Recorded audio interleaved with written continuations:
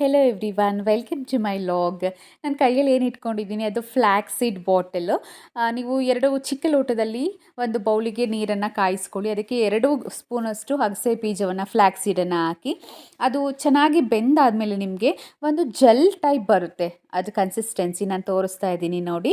ಹೀಗೆ ಸ್ಪೂನಲ್ಲಿ ಬಿಟ್ಟರೆ ಅದು ಬೇಗ ಬೀಳಲ್ಲ ಹನಿ, ಈಗ ಅಂಟುತ್ತೆ ಕೈಗೆ.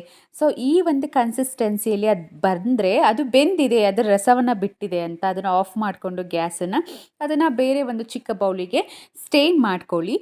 ಸ್ಟೇನ್ ಮಾಡಿಕೊಂಡು ಅದನ್ನು ಸ್ವಲ್ಪ ಹೊತ್ತು ಆರಲಿಕ್ಕೆ ಬಿಡಿ, ಅಂದರೆ ಕೂಲ್ ಆಗಲಿಕ್ಕೆ ಬಿಡಿ. ಆಮೇಲೆ ನಿಮ್ಮ ಹೇರಿಗೆ ಪಾರ್ಟಿಷನ್ ಮಾಡಿಕೊಂಡು ಚೆನ್ನಾಗಿ ಹಾಫ್ ಆನ್ ಅವರ್ ಇದೆ ಸ್ನಾನ ಮಾಡೋದು ಅನ್ನೋ ಥರ ಅದನ್ನು ಹಚ್ಕೊಂಡು ನೀಟಾಗಿ ಹೇರನ್ನ ಟೈ ಮಾಡ್ಕೊಳ್ಳಿ. ಟೈ ಮಾಡಿಕೊಂಡು ನೆಕ್ಸ್ಟ್ ಹಾಫ್ ಆನ್ ಅವರ್ ಅಥವಾ 1 ಅವರ್ ಬಿಟ್ಟು ಸ್ನಾನ ಮಾಡ್ಕೊಳ್ಳಿ. ನನಗೆ ಇದನ್ನು ಯಾರೋ ಸಜೆಸ್ಟ್ ಮಾಡಿದ್ರು, ನಾನು ಹಚ್ತಾ ಬಂದಿದ್ದೀನಿ, ನನಗೆ ಗುಡ್ ರಿಸಲ್ಟ್ ಬಂದಿದೆ. ನನ್ನ ಹೇರ್ ಫಾಲ್ ತುಂಬ ಆಗ್ತಾಯಿತ್ತು.